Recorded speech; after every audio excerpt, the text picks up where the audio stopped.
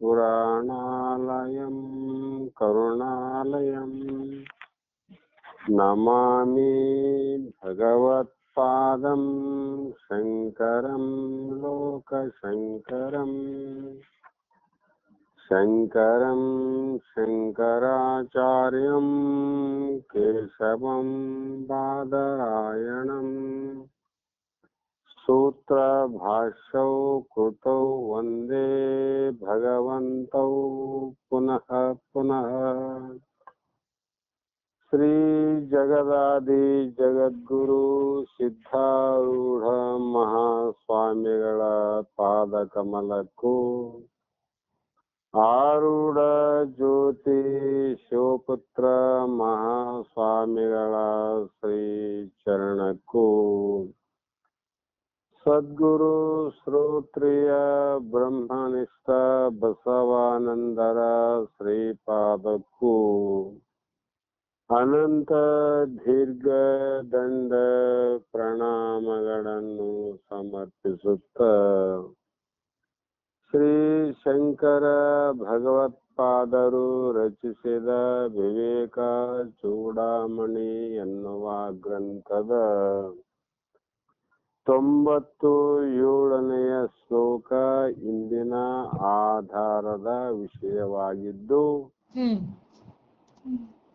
ಈ ಶ್ಲೋಕದಲ್ಲಿ ಸೂಕ್ಷ್ಮ ಶರೀರದ ವಿಚಾರವನ್ನ ಪ್ರಸ್ತಾಪವನ್ನ ಮಾಡೋದಕ್ಕೋಸ್ಕರವಾಗಿ ಮಹಾತ್ಮರು ಇದಂ ಶರೀರಂ ಶೃಣು ಸೂಕ್ಷ್ಮ ಸಂಜ್ಞಿತಂ ಲಿಂಗಂ ತ್ವಂ ಅಪಂಚೀಕೃತ ಭೂತ ಸಂಭವಂ ಸವಾಸನಂ ಕರ್ಮ ಫಲಾನುಭಾವಕಂ ಸ್ವಜ್ಞಾನೋತ ಅನಾದಿರೂಪ ಅಧಿರಾತ್ಮನ ಅಂತ ಇಲ್ಲಿ ಹೇಳ್ತಾ ಬಂದ್ರಮ್ಮ.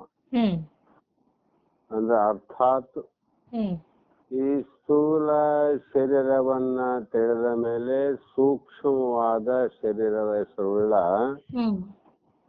ಇದು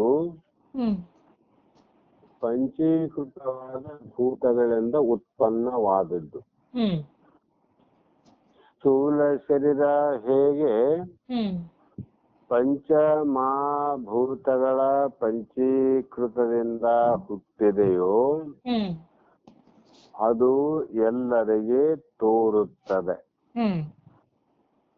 ಆದರೆ ಸೂಕ್ಷ್ಮ ಶರೀರವೆಂಬ ಹೆಸರುಳ್ಳ ಈ ಪಂಚೀಕೃತ ಆಗದ ಭೂತಗಳಿಂದ ಹುಟ್ಟಿದಂತ ವಾಸನೆಯಿಂದ ಕೂಡಿರುವ ಮತ್ತು ಕರ್ಮ ಫಲಗಳ ಅನುಭವವನ್ನ ಉಂಟು ಮಾಡುವ ಯಾವ ಈ ಅದ್ಭುತವಾದ ಲಿಂಗ ಶರೀರದ ವಿಚಾರವನ್ನ ನಿನಗೆ ಹೇಳುತ್ತೇನೆ, ಶೃಣು ಅಂದ್ರೆ ನೀನು ಕೇಳು ಅಂತ. ಇದು ಅಷ್ಟೇ ಅಲ್ಲ, ತನ್ನ ಸ್ವರೂಪವನ್ನ ತಿಳಿಯದೇ ಇರುವುದರಿಂದ ಇದು ಆತ್ಮನಿಗೆ ಅನಾದಿಯಾದ ಉಪಾಧಿಯಾಗಿದೆ. ಇದು ಯಾವುದಕ್ಕೆ ಉಪಾಧಿ ಅಂದ್ರೆ ನಮ್ಮ ಹಿಂದಿನ ಜನ್ಮದ ಮಾಡಿದಂತ ಪುಣ್ಯ ಪಾಪ ಕರ್ಮ ಮತ್ತು ಆ ಕರ್ಮಗಳ ವಾಸನೆಗಳು ಇವೆಲ್ಲವೂ ಕೂಡ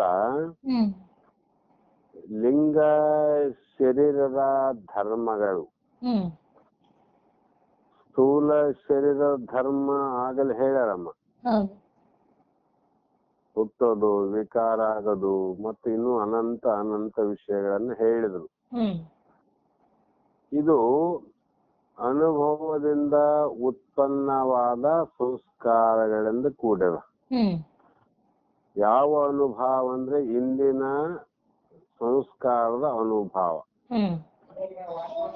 ಆ ವಾಸನೆಗಳಿಂದ ಹುಟ್ಟಿದ್ದು ಇದು ಲಿಂಗತನು. ಇದರಲ್ಲಿ ಅನಂತ ರೀತಿಯ ಸಂಸ್ಕಾರಗಳು ಇರುತ್ತವೆ. ಎಲ್ಲಾ ಜೀವಿಗಳಲ್ಲಿ ಲಿಂಗತನು ಅನ್ನುವಂಥದ್ದು ಒಂದು ಇದ್ದು, ಸೂಕ್ಷ್ಮ ಶರೀರ ಅಂದ್ರಷ್ಟೇ, ಲಿಂಗತನು ಅಂದ್ರಷ್ಟೇ. ಇದರಲ್ಲಿ ಏನಿರ್ತಾವಮ್ಮ ಅಂದ್ರೆ, ಸ್ಥೂಲ ಶರೀರದಲ್ಲಿ ಇದ್ದಂತೆ ರಕ್ತ, ಮಾಂಸ, ಎಲುಬು, ಚರ್ಮ, ಮಲ, ಮೂತ್ರ ಅಂತ ಹೇಳ್ಯಾರಲ್ಲಮ್ಮ. ಆದರೆ ಈ ಸೂಕ್ಷ್ಮವಾದ ತನುವಿನಲ್ಲಿ ಕರ್ಮಫಲದ ಸಂಸ್ಕಾರದ ವಾಸನೆ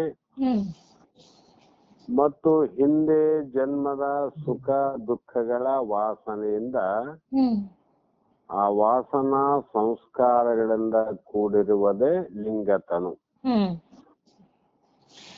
ಮತ್ತೆ ಕರ್ಮದಿಂದ ಆಗಿದೆ ಅಂತ ತಯಾರಾದದ್ದು ಕರ್ಮದಿಂದ. ಈ ಕರ್ಮವು ಅದೃಷ್ಟ ರೂಪದಲ್ಲಿ ಆಯಾ ಜೀವಿಗಳ ಕರ್ಮದ ಅನುಸಾರವಾಗಿ ಅವರ ಅದೃಷ್ಟದಂತೆ, ಅವರ ದೈವದಂತೆ ಲಿಂಗದಲ್ಲಿ ಅಥವಾ ಲಿಂಗ ದೇಹದಲ್ಲಿ ಅವು ಲಯವಾಗಿರ್ತಾವ, ಕಾಣಲಾರಂಗಿರ್ತಾವ. ಏನಿರ್ತಾವಂದ್ರೆ ಹಿಂದಿನ ಜನ್ಮದ ಕರ್ಮ ಫಲದ ಸಂಸ್ಕಾರ ಕಾಣದಂತೆ ಲಿಂಗ ದೇಹದಲ್ಲಿ ಲಯವಾಗಿ ಕಾಣದಂತೆ ಸುಖ ದುಃಖ ರೂಪವಾದ ಫಲವನ್ನ ಕೊಡುತ್ತವೆ. ನಮ್ಗ ಸುಖ ದುಃಖ ರೂಪ ಫಲ ಆಗ್ತದಲ್ಲ, ಕಾಣ್ತವೇನು ಕಾಣೋದಿಲ್ಲ, ಒಳಗಡೆ ಇದ್ದಾವೇನು ಅಂತ ತೋರಂಗಿಲ್ಲ. ಆದರೆ ಅವುಗಳು ಇಲ್ಲದೆ ನಾವು ಯಾವುದೇ ಕಾರ್ಯವನ್ನ ಮಾಡಲಿಕ್ಕೆ ಸಾಧ್ಯ ಇಲ್ಲ. ಆ ಲಿಂಗತನು ಅನ್ನುವಂಥದ್ದು ಏನು ಮಾಡ್ತದಂದ್ರೆ, ಆತ್ಮನಿಗೆ ಅದು ಅಥವಾ ಜೀವನಿಗೆ ಅದು ಉಪಾಧಿಯಾಗಿದೆ. ಇವೆಲ್ಲಾ ವಸ್ತುಗಳು ಸ್ಥೂಲ ದೇಹದ ಇರ್ಲಿಕ್ಕೆ ಹೇಳಿದ್ವಲ್ಲ, ಮನೆ ಇರ್ಲಿಕ್ಕೆ ಆಸೆಯನ್ನು ಕೊಟ್ಟದ, ವಸ್ತುಗಳ ಸಂಗ್ರಹವನ್ನು ಮಾಡಕ್ಕೂ ಅನುಕೂಲ ಮಾಡ್ಯದ. ಅದರಂತೆ ಇದು ಸೂಕ್ಷ್ಮತನು ತನ್ನ ಅನುಭವಗಳನ್ನ ಮತ್ತು ಸಂಸ್ಕಾರ ರೂಪದ ವಾಸನೆಗಳನ್ನ ಇಟ್ಟುಕೊಂಡು ಅದು ಇಡಲಿಕ್ಕೆ ಆಸ್ಪದವಾದದ್ದೇ ಲಿಂಗತನು. ಈ ಲಿಂಗತನುವೇ ಜೀವನಿಗೆ ಉಪಾಧಿ ಅಂತ. ಎಲ್ಲಿವರೆಗೂ ಉಪಾಧಿ ಅಂದ್ರೆ, ಈ ಲಿಂಗತನುವಿಗೆ ತನ್ನ ಸ್ವರೂಪವಾದಂತ ವಾಸನಾ ಕ್ಷಯ ಆಗ್ಬೇಕು, ಆ ಕರ್ಮಗಳು ಅವನಿಗೆ ನಿಂತು ಹೋಗ್ಬೇಕು. ಆವಾಗ ಈ ಲಿಂಗತನುವಂಥದ್ದು ನಷ್ಟ ಆಗ್ತದೆ, ಉಪಾಧಿ ನಷ್ಟ ಆದಾಗ ಉಪಾಧಿಯಲ್ಲಿರುವಂತ ಎಲ್ಲ ವಸ್ತುಗಳು ನಷ್ಟ ಆಗ್ತಾವ. ಸಾಮಾನ್ಯ ಒಂದು ಕಪ್ಪಲ್ಲಿ ಚಹಾ ಕುಡ್ತೀನಿ ನಾನು, ಯಾವಾಗ ಚಹಾ ಎಲ್ಲಿ ಅದಮ್ಮ ಉಪಾಧಿ ಅನ್ನುವಂತ ಕಪ್ಪಿನಿಂದ ನಾ ಚಹಾ ಕುಡಿಬೇಕು. ಈ ಚಹಾ ಇದ್ದಂತ ಒಂದು ಕಪ್ಪು ಹೊಡೆದೋದ್ರೆ ಆ ಕಪ್ಪಿನಲ್ಲಿರುವಂತ ಟೀ ಕೂಡ ಅದು ನಾಶ ಆಗಿ ಹೋಗ್ತದೆ. ಟೀ ಎಲ್ಲಿವರೆಗೆ ಇರ್ತದಮ್ಮ ಅಂದ್ರೆ, ಕಪ್ಪು ಎಲ್ಲಿವರೆಗೆ ಅದ ಅಲ್ಲಿವರೆಗೆ ಟೀ ಇರ್ತದ. ಅದರಂತೆ ಈ ಲಿಂಗತನು ಅನ್ನುವಂಥದ್ದು ಎಲ್ಲಿವರೆಗೂ ಇರ್ತದೋ ಅಲ್ಲಿವರೆಗೂ ಈ ಕರ್ಮ ಮತ್ತು ಕರ್ಮದ ಅನುಭವ ಮತ್ತು ಸಂಸ್ಕಾರಗಳು ಅನಂತ ಸುಖ ದುಃಖ ರೂಪದ ಸಂಸ್ಕಾರಗಳು ಇರ್ತಾವ. ಈ ಲಿಂಗತ ಅನ್ನುವಂಥದ್ದು ಯಾವಾಗ ನಷ್ಟ ಆಗ್ತದ ಆವಾಗ ಸುಖ ದುಃಖ ಅನ್ನುವಂತ ಸರ ಅನುಭವ ಏನವ ಎಲ್ಲವೂ ನಷ್ಟವಾಗಿ ಅಲ್ಲಿ ಇರ್ತಕ್ಕಂತ ಒಂದೇ ಒಂದು ಚೈತನ್ಯ ರೂಪ ಅಂತ. ಅದಕ್ಕೆ ಇವೆಲ್ಲ ಏನಮ್ಮ, ನೀನು ಹೌದೇನು ಅಂದ್ರೆ ಇವು ಅಲ್ಲ, ಇವೆಲ್ಲವೂ ಕೂಡ ಸೂಕ್ಷ್ಮ ಅಥವಾ ಲಿಂಗ ತನುವಿನ ಧರ್ಮಗಳು ಅಂತ. ಈ ಎಲ್ಲಾ ಧರ್ಮಗಳನ್ನ ಏನಾಯ್ತು ಅಂದ್ರೆ ವಾಸನೆಗಳ ಪರಿಣಾಮವಾಗಿ ನಮಗೆ ಹಿಂದೆ ಬಂದಿದ್ದ ಯೋಚನೆಗಳೇ ಪುನಃ ಪುನಃ ನಮ್ಮ ಮನಸ್ಸಿಗೆ ಬರುತ್ತವೆ. ಯಾವುದರಿಂದ? ವಾಸನೆಗಳಿಂದ. ಆ ವಾಸನೆ ಇಲ್ಲವ ಈಗ ಲಿಂಗ ತನುವಿನಲ್ಲಿವ. ಅದೇ ವಾಸನೆಯಿಂದ ನಮಗೆ ಮುಂದಿನ ಜನ್ಮಾಂತರದಲ್ಲಿ ಜನ್ಮಗಳಲ್ಲಿ ಅದೇ ವಾಸನೆ ಬರ್ತಾವ ನಮಗೆ. ಆ ವಾಸನಾ ಪ್ರಕಾರವಾಗಿ ಹಲವು ಜೀವಿಗಳು ಹಲವು ರೀತಿಯ ವ್ಯಾಪಾರ, ವ್ಯವಹಾರ, ಉದ್ಯೋಗ ಅನ್ನ ಪಡೆಯಲಿಕ್ಕೆ ಸಾಧ್ಯ ಆಗ್ಯದ. ಈ ವಾಸನಾ ಶಕ್ತಿಯು ಬರೇ ಸ್ಮೃತಿ ರೂಪವಾದದ್ದು. ಸ್ಮೃತಿ ಅಂದ್ರೆ ನೆನಪಿನಿಂದ ಮಾತ್ರ ಕಾರ್ಯ ಮಾಡ್ತಾವ ನೋಡೋದು. ಬರೇ ನೆನಪು ಮಾಡಿದ್ರೆ ಸಾಕು. ಸುಖ ದುಃಖ ರೂಪದ ಕಾರ್ಯವನ್ನ, ಸಂತೋಷ ಅಸಂತೋಷ ಕಾರ್ಯವನ್ನ ವ್ಯಕ್ತ ಮಾಡುವಂತ ಶಕ್ತಿ ಲಿಂಗ ತನುವಿನಲ್ಲಿದೆ. ಅದಕ್ಕಾಗಿ ಯಾವುದೇ ಒಂದು ವಸ್ತುವನ್ನ ಸ್ಮರಣೆ ಮಾಡಿದಾಗ ನಮ್ಮ ನೆನಪಾಗ್ತದಿಲ್ಲ. ನಮ್ಮ ಈ ಒಂದು ಊರಲ್ಲಿ ಎಲ್ಲೋ ಬೇರೆ ಕಡೆ ನಮ್ಮ ಆತ್ಮೀಯರು, ಸ್ನೇಹಿತರು, ಸಂಬಂಧಿಕರು ಅವರ ನೆನಪು ಮಾಡಿದ್ರೆ ಸಾಕು, ಸ್ಮರಣೆ ಮಾಡಿದ್ರೆ ಸಾಕು, ಅವರು ನಮ್ಮ ಪ್ರತ್ಯಕ್ಷ ಕಂಡಂಗ ಆಗ್ತದೆ. ಹೌದಲ್ಲ? ಅವರ ನಡೆ ನುಡಿ ಆಚಾರ ವಿಚಾರ, ಅವರು ಮಾಡಿದ ಕಾರ್ಯ ಕರ್ಮ, ಅವರಿಂದ ಆದಂತ ಸುಖ ದುಃಖ ಎಲ್ಲವೂ ನೆನಪಾಗ್ತಾವ. ಅವರನ್ನ ನಾವು ನೋಡಿಲ್ಲ, ಅವ್ರು ನಮ್ಗೆ ಕಾಣೋದಿಲ್ಲ, ಆದರೆ ಅವರ ಸ್ಮೃತಿಯನ್ನೇ ಮಾಡಿದ್ರೆ ಸಾಕು, ಎಲ್ಲವೂ ನೆನಪಾಗ್ತಾವ. ಅದರಂತೆ ಈ ಮನಸ್ಸಿನಲ್ಲಿಯೂ ಅಥವಾ ಸೂಕ್ಷ್ಮ ಲಿಂಗ ತನುವಿನಲ್ಲಿ ಬರೇ ಯಾವುದೇ ಒಂದು ಅನುಭವವನ್ನು ಮಾಡಿದಾಗ, ವಿಚಾರ ಮಾಡಿದ ತಕ್ಷಣ ಎಲ್ಲವೂ ನಮಗೆ ಸುಖ ದುಃಖಗಳನ್ನು ಕೊಡ್ತವೆ. ಎಲ್ಲಾ ರೀತಿ ಕಾರ್ಯವನ್ನ ಮಾಡುವುದು ಲಿಂಗ ತನುವಿನ ಧರ್ಮ. ಇದರ ಪ್ರಯುಕ್ತ ಈ ಲಿಂಗ ತನುವಿನ ಕ್ರಿಯೆಗಳ ಫಲವಾಗಿ ಜೀವನು ಸುಖ ದುಃಖಗಳನ್ನ ಅನುಭವಿಸುತ್ತದೆ. ನಾವು ಹಿಂದೆ ಮಾಡಿದ ಸರಿತಪ್ಪು ಅಥವಾ ಪುಣ್ಯ ಪಾಪ ಇದರ ಪ್ರತಿಫಲವನ್ನ ಆ ಸೂಕ್ಷ್ಮ ಶರೀರವು ಜೀವನಿಗೆ ದೊರಕಿಸುತ್ತದೆ. ಆ ಜೀವನಿಗೆ ತಂದು ಅದಕ್ಕೆ ಭೋಗಕ್ಕ ಸಮೀಪ ತಂದು ಹಾಕ್ತದಮ್ಮ. ಕಾರಣ ನಮ್ಮ ಹಿಂದಿನ ಕರ್ಮವು ಅದು ಅದೃಷ್ಟ ರೂಪದಿಂದ ಲಿಂಗ ದೇಹದ ಮೂಲಕ ನಮಗೆ ಸುಖ ದುಃಖ ಆಗ್ತದ, ಸನ್ಮಾನ ಸಮಾರಂಭ ಆಗ್ತದ, ಮಾನ ಅಪಮಾನ ಆಗ್ತದ. ಇವು ಯಾವುದು ಅಂದ್ರೆ ಲಿಂಗ ತನುವಿನ ಫಲಗಳು ಉಂಟು ಮಾಡುತ್ತವೆ. ಆದ್ರೆ ಇಲ್ಲಿ ವಿಚಾರ ಏನಮ್ಮ ಅಂದ್ರೆ, ತನ್ನ ನಿಜ ಸ್ವರೂಪವನ್ನ ತಿಳಿಯದೆ ಯಾರು ಈಗ ಇದನ್ನು ವಿಚಾರ ಮಾಡ್ಬೇಕಾಗಿದಮ್ಮ, ಮೋಕ್ಷದ ಅಪೇಕ್ಷೆ ಬೀಳುವವರು ನಾ ಬ್ರಹ್ಮನು ಅನ್ನುವಂತ ವಿಚಾರವನ್ನ ದೃಢ ಮಾಡಿಕೊಳ್ಳುವವರು ತಿಳಿತಕ್ಕಂತ ವಿಶೇಷತೆ ಏನಂದ್ರೆ ತನ್ನ ನಿಜವನ್ನು ತಿಳಿಯದೆ ಇರುವುದರಿಂದ ನಮ್ಮ ನಿಜ ಏನದಮ್ಮ, ಅದು ಸಾವಿಲ್ಲದ, ಸುಖ ದುಃಖ ಇಲ್ಲದ, ಅದು ಮಾನ ಮರ್ಯಾದೆ ಮೀರಿದಂತ ಆತ್ಮ ನಾವು. ಈ ಜೀವನಿಗೆ ನಾನು ಆತ್ಮ ಅಂತ ತಿಳಿಲಾರದನೆ, ನಾನು ಲಿಂಗ ಶರೀರವು ಅನಾದಿಯಾಗಿ ಉಪಾದಿಯಲ್ಲಿ ನಮ್ಮ ಸುತ್ತ ತಿರುಗ್ತಾ ಇರ್ತದ.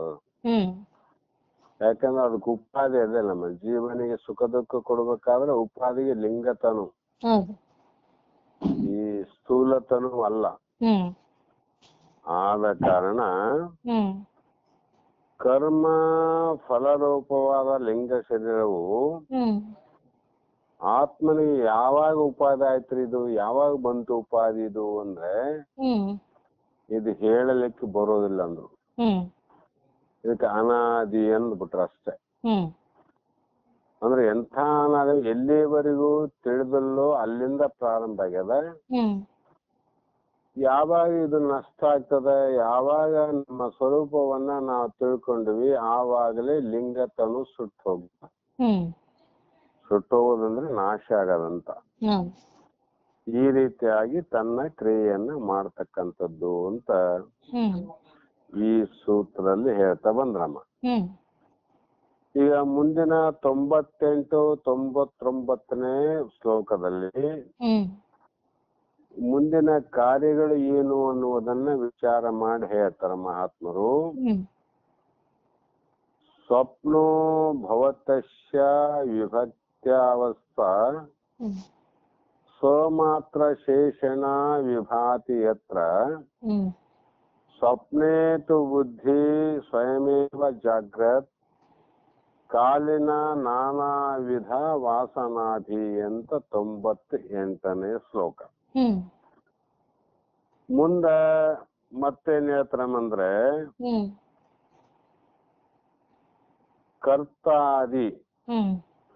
ಕರ್ತಾದಿ ಭಾವಂ ಪ್ರತಿಪದ್ಯ ರಾಜತೆ ಯತ್ರ ಸ್ವಯಂ ಜ್ಯೋತಿರಯಂ ಪರಾತ್ಮ ಧೀಮಾತ್ರಕೋ ಉಪಾಧಿ ಶೇಷ ಸಾಕ್ಷಿ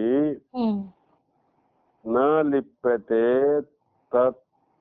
ತತ್ಕೃತ ಕರ್ಮಲೇಶೆ ಯಸ್ಮಾದ್ ಅಸಂಗಸ್ತತ ಏವ ಕರ್ಮಭಿ ನ ಲಿಪ್ಯತೆ ಕಿಂಚಿತ್ ಉಪಾಧೀನ ಕೃತೆ ಅಂತ 2 ಶ್ಲೋಕದ ಅಭಿಪ್ರಾಯವನ್ನು ಹೇಳ್ತಾರ. ಇದರ ಅಭಿಪ್ರಾಯ, ಈ ಸೂಕ್ಷ್ಮ ಶರೀರ ಅಭಿಮಾನಮ, ಈ ಲಿಂಗತನು ಸೂಕ್ಷ್ಮ ಶರೀರದ ಅಭಿಮಾನದಿಂದ, ಆ ಸ್ಥೂಲ ಶರೀರದ ಅಭಿಮಾನದಿಂದ ಹೆಂಗ ದೇಹ ಸಣ್ಣದಿದ್ರೆ ನಾನು ಬಾಲಕಂದ, ಎತ್ತರವಾದ್ರೆ ಯುವಕಂದ, ಮುಪ್ಪಾದ್ರೆ ವೃದ್ಧ ಅಂದ. ಅಲ್ಲಿ ಯಾವುದಮ್ಮ ಅಂದ್ರೆ ಶರೀರ ಬಾಲ್ಯ, ಶರೀರ ಯೌವನ, ಶರೀರಕ್ಕೆ ಕೌಮಾರ್ಯ ವಿನಃ ಜೀವ ಬಾಲಕನಲ್ಲ, ಅವನಿಗೆ ಯೌವನನಲ್ಲ, ಅವನಿಗೆ ಮುಪ್ಪು ಇಲ್ಲ. ಆದ್ರೆ ಅದನ್ನ ನೋಡಿ ನಾವೇನ್ ಹೇಳಿದ್ವಿ, ಇಲ್ಲ ನಾನು ಈಗ ಶರೀರ ಕ್ಷೀಣ ಆಯ್ತು, ನನಗೆ ಮುಪ್ಪಾಯ್ತು ನನಗೆ ಅನ್ಕಂಡವ. ಶರೀರಕ್ಕಾದದ್ದನ್ನ ನನಗಂತ ಹೇಗೆ ತಿಳ್ಕೊಂಡ,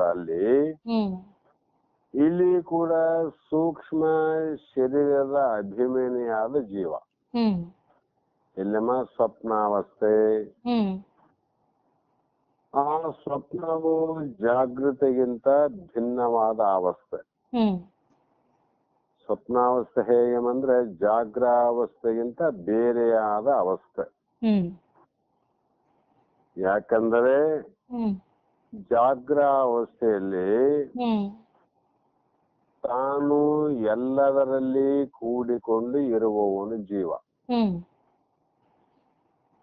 ಅಲ್ಲಿ ಎಲ್ಲವೂ ಆಗಿಲ್ಲ, ಎಲ್ಲರಲ್ಲಿ ಕೂಡಿ ಶಬ್ದ, ಸ್ಪರ್ಶ, ರೂಪ, ರಸ, ಗಂಧ ಎಲ್ಲರಲ್ಲಿ ಕೂಡಿಕೊಂಡು ಇರುವುದು. ಆದ್ರೆ ಈ ಯಾವ ಸೂಕ್ಷ್ಮ ಅನ್ನುವಂತ ಶರೀರದಲ್ಲಿ ಜೀವ ತಾನೊಬ್ಬನೇ ಉಳಿದುಕೊಂಡು ತಾನೊಬ್ಬನೇ ನಮ್ಮಲ್ಲಿ ಎಲ್ಲರೂ ಬಿಟ್ಟನೇ ಇಲ್ಲ ಅಲ್ಲಿ, ಅಂದ್ರೆ ಅವನೊಬ್ಬನೇ ಇದನ್ನಂತ ಅರ್ಥ ಆಯ್ತಲ್ಲಿ. ಒಬ್ಬನೇ ಇದ್ದು ತಾನು ಪ್ರಕಾಶಿಸುತ್ತಾನೆ ಅಂದ್ರೆ ಸ್ವಪ್ನದಲ್ಲಿ ಎಲ್ಲ ಕನಸಿಗೂ ಅವುಗಳನ್ನ ಅರಿಯುವವನು ಯಾವನು ಅಂದ್ರೆ ಜೀವ ತಾನೊಬ್ಬನೇ ಇದ್ದು ಎಲ್ಲವನ್ನು ತಿಳಿಯುತ್ತಾನೆ. ಜಾಗದಲ್ಲಿ ತಾನೊಬ್ಬನೇ ಇದ್ದು ಎಲ್ಲವೂ ತಿಳಿಯಲಿಕ್ಕೆ ಅಸಾಧ್ಯ. ಕಾರಣವೇನೆಂದರೆ ಆ ಜೀವನು ಹೊರಗಿನ ಪ್ರಪಂಚವನ್ನ ಲೋಕವನ್ನ ತಿಳಿಯಬೇಕಾದರೆ ತಾನೊಬ್ಬನೇ ಇದ್ದರೆ ಸಾಲದು. ಅವನಿಗೆ ಜ್ಞಾನೇಂದ್ರಿಯಗಳು ಬೇಕು ಮತ್ತು ಕರ್ಮೇಂದ್ರಿಯಗಳು ಬೇಕು ಮತ್ತು ಬುದ್ಧಿ, ಚಿತ್ತ ಇವೆಲ್ಲ ಇದ್ದಾಗ ಮಾತ್ರ ಹೊರಗಿನ ತಿಳಿಯಲಿಕ್ಕೆ ಸಾಧ್ಯ. ಹೌದಲ್ಲಮ್ಮ? ಆದ್ರೆ ಜೀವ ನಿದ್ರೆಯಲ್ಲಿ ಹೊರಗ ಇದ್ದಂತ ವಸ್ತುಗಳು ಎಲ್ಲವನ್ನು ಕೂಡ ಸ್ವಪ್ನದಲ್ಲಿ ಅಂದ್ರೆ ಕನಸಿನಲ್ಲಿ ನಮಗ್ ತೋರ್ತಾವ. ಅಲ್ಲಿ ಮನೆ ಕಾಣ್ತದ, ಬಂಗಲೆ ಕಾಣ್ತದ, ದುಡ್ಡು ಕಾಣ್ತದ, ಬಂಗಾರ ಕಾಣ್ತದ, ಹುಲಿ, ಚಿರತೆ, ಕರಡಿ, ಅನಂತ ಹೊರಗಿನ ಜಾಗದಲ್ಲಿ ತೋರಿದಕ್ಕಿಂತ ಇನ್ನಿಷ್ಟು ಅದು ಲಕ್ಷಣವಾಗಿ ಬಹು ಸುಂದರವಾಗಿ ಸ್ವಪ್ನದಲ್ಲಿ ತೋರ್ತದ. ಮತ್ತೆ ಜಾಗದಲ್ಲಿ ತೋರಿದ್ದನ್ನ ತಿಳಿಲಿಕ್ಕೆ ಇವೆಲ್ಲ ಬೇಕಾಯ್ತು, ನಮ್ಮ ಸಾಧನ, ಇಂದ್ರಿಯಾದಿಗಳ ಸಾಧನ ಬೇಕಾಯ್ತು. ಆದ್ರೆ ಇಲ್ಲಿ ಜೀವನಿಗೆ ಯಾವ ಸಾಧನೆಗಳು ಇಲ್ಲಲ್ಲ ಸ್ವಪ್ನದಲ್ಲಿ. ಸ್ವಪ್ನದಲ್ಲಿ ಸ್ಥೂಲವಾದ ಶರೀರ ಇಲ್ಲ, ಸ್ಥೂಲವಾಗಿರುವಂತ ಜ್ಞಾನೇಂದ್ರಿಯ ಸಾಧನೆ ಇಲ್ಲ, ಮತ್ತೆ ಕರ್ಮೇಂದ್ರಿಯ ಸಾಧನೆಗಳಿಲ್ಲ. ಅಲ್ಲಿ ಬುದ್ಧಿ, ಚಿತ್ತ, ಅಹಂಕಾರ ಸಾಧನೆಗಳಿಲ್ಲ. ತಾನೊಬ್ಬನೇ ಉಳ್ಕೊಂಡ ನೋಡ್ರಿ ಜೀವ. ಇದು ಈ ಸ್ವಪ್ನದ ಸರ್ವ ಪ್ರಪಂಚವನ್ನ ಅವನಿಗೆ ತಿಳಿಲಿಕ್ಕೆ ಸಾಧ್ಯ ಆಯ್ತು. ಸ್ವಪ್ನದಲ್ಲಿ ಅಂತಃಕರಣವು ತಾನೊಂದೇ ಜಾಗದ ಅವಸ್ಥೆಯ ನಾನಾ ವಿಧವಾದ ಅನುಭವಗಳ ವಾಸನೆಯಿಂದ ಕರ್ತೃತ್ವವೇ ಮೊದಲಾದ ಭಾವವನ್ನ ಕೂಡಿಕೊಂಡು ತಾನು ಪ್ರಕಾಶಿಸುತ್ತಾನೆ ಅಂದ್ರೆ ಅರಿಯುತ್ತಾನೆ. ಜಾಗದಲ್ಲಿ ಇರುವಂತ ಸ್ಥೂಲ ವಸ್ತುಗಳನ್ನ ಆ ಸ್ಥೂಲ ವಸ್ತುಗಳ ಲಕ್ಷಣವನ್ನ ತಿಳಿಬೇಕಾಗಿದ್ರೆ ಸ್ಥೂಲವಾದ ಇಂದ್ರಿಯಗಳೇ ಬೇಕು. ಹೌದಿಲ್ಲಮ್ಮ? ಈಗ ಪ್ರತ್ಯಕ್ಷ ಒಂದು ಹೂವಾದ, ಹೂವಿನ ವಾಸನೆಯನ್ನು ತಿಳಿಬೇಕಾಗಿದ್ರೆ ಹೂವು ಸ್ಥೂಲ ಅದ, ಅದರ ವಾಸನೆ ಸ್ಥೂಲವಾಗಿ ತಿಳಿಬೇಕಾಗಿದ್ರೆ ಅದಕ್ಕೆ ನಾಶಿಕ ಅಂದ್ರೆ ಮೂಗು ಬೇಕೇ ಬೇಕು, ಇಲ್ಲಂದ್ರೆ ವಾಸನೆ ತಿಳಿಲಿಕ್ಕೆ ಆಗೋದಿಲ್ಲ. ಆದ್ರೆ ಇಲ್ಲಿ ಒಂದು ಹೂವಾದ, ಸ್ವಪ್ನದಲ್ಲಿ ಹೂವಿನ ತೋಟದಲ್ಲಿ ತಿರುಗಾಡದಂಗ ಆಗ್ತದ. ಅನಂತ ಜಾತಿಯ ಹೂವುಗಳ ಸುವಾಸನೆ ಅಂತಕ್ಕಂಥದ್ದು ಬಂದಂಗ ಆಗ್ತದ. ಜೀವನಿಗೆ ಅನುಭವ ಆಗುತ್ತಲ್ಲಮ್ಮ. ಇದು ಸೇವಂತಿಗೆ ವಾಸನೆ, ಇದು ಮಲ್ಲಿಗೆ ವಾಸನೆ, ಇದು ಜಾಜಿಯ ವಾಸನೆ, ಇದು ಗುಲಾಬಿಯ ವಾಸನೆ, ಎಲ್ಲವೂ ಸ್ವಪ್ನದಾಗ ಗೊತ್ತಾಗ್ತದ. ಅಂದ್ರೆ ಅಲ್ಲಿ ವಸ್ತುಗಳಿಲ್ಲ, ಬರೇ ವಾಸನೆ ಅಂತ. ಸ್ಥೂಲವಾದ ಹೂವು ಅಲ್ಲಿ ಸೂಕ್ಷ್ಮವಾದ ಹೂವಾದ, ಹೌದಲ್ಲಮ್ಮ? ಸೂಕ್ಷ್ಮವಾದ ಹೂವಿನಲ್ಲಿ ಸೂಕ್ಷ್ಮವಾದ ವಾಸನೆ ಅದು. ಆ ಸೂಕ್ಷ್ಮವಾದ ಹೂವು ಸೂಕ್ಷ್ಮವಾದ ವಾಸನೆಯನ್ನ ಅರಿಯಲಿಕ್ಕೆ ಸೂಕ್ಷ್ಮ ಶರೀರ ಬೇಕು ವಿನಃ ಸ್ಥೂಲ ಶರೀರ ಸಾಧನೆಗಳಲ್ಲ. ಆ ಕಾರಣದಿಂದ ಸ್ವಪ್ನದಲ್ಲಿ ಭಾವನೆಗಳಿಂದ, ಹೂವಿನ ಭಾವನೆಗಳಿಂದ, ಇವು ಕೇವಲ ಆ ಪರಮಾತ್ಮನು ಅಂದ್ರೆ ಅಲ್ಲೇ ಇರುವಂತ ಪರಮಾತ್ಮನು ಕೇವಲ ಅಂದ್ರೆ ಸ್ವಯಂ ಜ್ಯೋತಿಯಾಗಿ ತಾನು ಎಲ್ಲವನ್ನ ಅರಿಯುತ್ತಾನೆ ಅಥವಾ ಬೆಳಗುತ್ತಾನೆ ಅಥವಾ ಎಲ್ಲದಕ್ಕೂ ಸಾಕ್ಷಿಯಾಗಿರುತ್ತಾನೆ. ಆ ಕಾರಣ ಆತ್ಮನು ಅಂತಃಕರಣದಿಂದ, ಅಂತಃಕರಣ ಈ ಲಿಂಗ ತನುವಿನಿಂದ, ಈ ಲಿಂಗ ಶರೀರದಲ್ಲಿರುವಂತ ಕಾಮ ಕ್ರೋಧಾದಿಗಳಿಂದ, ಲಿಂಗ ತನುವಿನಲ್ಲಿ ಇರುವಂತ ಅನುಭಾವ, ಲಿಂಗ ತನುವಿನಲ್ಲಿ ಕೂಡಿರುವಂತ ಸುಖ ದುಃಖ ಮೋಹಗಳು, ಇವು ಆತ್ಮನಿಗೆ ಇಲ್ಲ. ಆತನು ಕರ್ಮರೇಷದಿಂದಲೂ ಲಿಪ್ತನಾಗುವುದಿಲ್ಲ. ಎಲ್ಲಾ ಲಿಂಗತನು ಸೂಕ್ಷ್ಮತನು ಅನಂತ ಕರ್ಮಗಳನ್ನ ಮಾಡಿ ಆ ಕರ್ಮ ಮತ್ತು ಕರ್ಮ ವಾಸನೆಗಳಿಂದ ಅನುಭವಿಸುವಂತ ಯಾವುದಕ್ಕೂ ಕೂಡ ಈತ ಕೂಡುವುದಿಲ್ಲ. ಯಾವ ಜೀವನಿಗೆ ಸಂಬಂಧ ಇಲ್ಲ ಅಂತ. ಯಾಕಂದ್ರೆ ಆತನು ಅಸಂಗನಾಗಿರುವುದರಿಂದ. ಆತ್ಮ ಹೇಗಿದ್ದಾನಂದ್ರೆ ಅಸಂಗ. ನಾವು ಮೊದಲೇ ಹೇಳಿನಿ, ದೇಹದೊಳು ಇದ್ದು ದೇಹಕ್ಕೆ ಆಶ್ರಯ ಪದವಾಗಿ ದೇಹಕ್ಕೆ ಕೂಡದೆ ಇರುವಂತ ವಸ್ತು ಯಾವುದು ಅಂದ್ರೆ ಅದೇ ಆತ್ಮ ಅಂತ. ಉಪಾದಿಯಿಂದಾದ ಕರ್ಮಗಳಿಂದ ಸ್ವಲ್ಪವೂ ಆತನು ಲಿಪ್ತನಾಗುವುದಿಲ್ಲ, ಅಂದ್ರೆ ಆತನಿಗೆ ಅಂಟುವುದಿಲ್ಲ. ಅಂದ್ರೆ ಸ್ಥೂಲ ದೇಹದ ಜನನ ಮರಣ ವಿಕಾರ ಆಕಾರ ರೂಪ ಹಿಂದೆ ಹೇಳಿದ್ರಲ್ಲಮ್ಮ, ಅವು ಇವನಿಗೆ ಸಂಬಂಧ ಇಲ್ಲ ಅಂದ್ರು. ಈಗ ಸೂಕ್ಷ್ಮ ತನುವಿನಿಂದ ಯಾವುದೇ ಕರ್ಮಗಳಿಂದ ಸ್ವಲ್ಪ ಕೂಡ ಈತನಿಗೆ ಉಂಟಾಗುವುದಿಲ್ಲ. ಯಾಕಂದ್ರೆ ಸೂಕ್ಷ್ಮತನು ಅಂತಂದ್ರೆ ವಿಚಾರ ಮಾಡ್ಬೇಕಮ್ಮ, ಬಾಹ್ಯ ಇಂದ್ರಿಯಗಳ ಸಹಾಯವಿಲ್ಲ. ಹೊರಗಡೆ ಇರತಕ್ಕಂತ ಕಣ್ಣು ಮೂಗು ಕಿವಿ ಕೈ ಕಾಲು ಯಾವುದರ ಸಹಾಯ ಬೇಕಾಗಿಲ್ಲ. ಅದಕ್ಕಾಗಿ ಸೂಕ್ಷ್ಮ ತನುವಿಗೆ ಸ್ವಪ್ನದಲ್ಲಿ ಈ ಪುರುಷನು ಸ್ವಯಂ ಜ್ಯೋತಿ ಆಗ್ತಾನಂತ. ಸ್ವಯಂ ಜ್ಯೋತಿ ಅಂದ್ರೆ ತನ್ನ ಪ್ರಕಾಶದಿಂದಲೇ ಎಲ್ಲವನ್ನ ಅರಿಯುತ್ತಾನೆ. ಇನ್ನೊಂದ್ರ ಸಾಧನೆ ಬೇಕಾಗಿಲ್ಲ, ತನ್ನ ಪ್ರಕಾಶ ಅಷ್ಟೆ. ಅತ್ರಯಂ ಪುರುಷ ಸ್ವಯಂ ಜ್ಯೋತಿರ್ಭವತಿ ಅಂತ ಬೃಹದ್ ಅರಣ್ಯಕ ಉಪನಿಷತ್ತಿನದು ಕೂಡ ಹೇಳದ.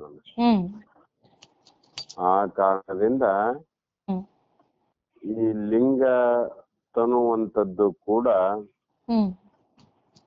ತಾನು ಅಲ್ಲ. ಸಂಕ್ಷಿಪ್ತವಾಗಿ ಹೇಳ್ಬೇಕು ಅಂದ್ರೆ ಈ ಶರೀರ ಈ ಮನಸ್ಸು ಬುದ್ಧಿಗಳ ಯಾವ ಕರ್ಮಗಳು ಇಲ್ಲದೆ ನಿತ್ಯ ನಿರ್ವೀಕ